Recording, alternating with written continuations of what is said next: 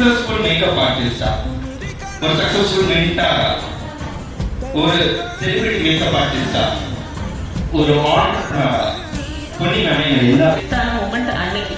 இன்னைக்கு வந்து என்னால 100 ஃபோன் கூட எங்க அம்மா கொடுக்க முடியும். பட் அன்னைக்கு அந்த 7 ஃபோன் ரொம்ப பெருசு.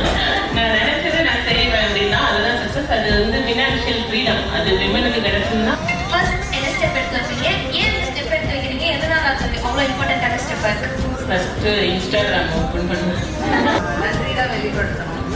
அந்த டிரான்ஸ்ஃபார்மேஷன் ஆனதுக்கான ஒரு சின்ன ஸ்பார்க் இருக்கும்ல, வெரி வெரி மோட் வெறியா, இல்லாட்டி இது வந்து இல்லை நம்ம வந்து ஒரு நிலைக்கு போகணும் அப்படிங்கிற அந்த ஒரு சாதிக்கிற வெறியா?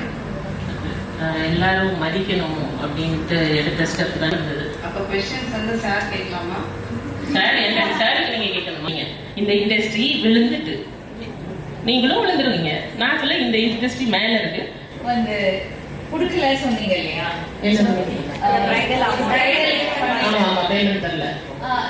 இப்போ என்ன மாதிரி மெத்தட் ஃபாலோ பண்றீங்க? இப்போ நாங்க வந்து ரிசப்ஷன் லுக் முடிச்சு வெட்டிங் லுக் முன்னாடி பேமெண்ட் வாங்கிடுவோம். பொன்னி மேம் வரணும்னா பேமெண்ட் ஃபர்ஸ்டே அக்கௌண்ட்டுக்கு வந்துடும். ஓகே, வெட்டிங் லுக் வரதுக்கு முன்னாடியே. ஏன்னா நான் என்னோட ப்ரொஃபைல அப்படி பில்ட் பண்ணி வச்சிருக்கேன்.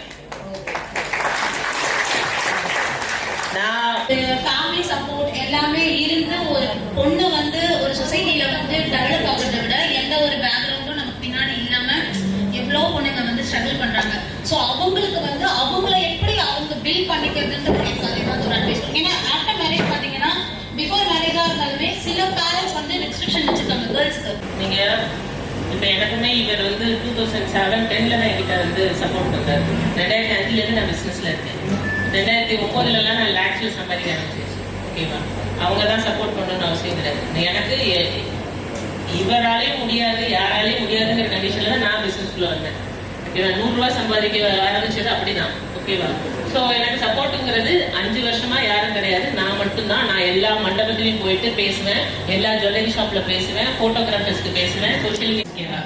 நான் கோடி கோடியா சம்பாதிக்கிறத அடிக்கடி பேசுவேன்.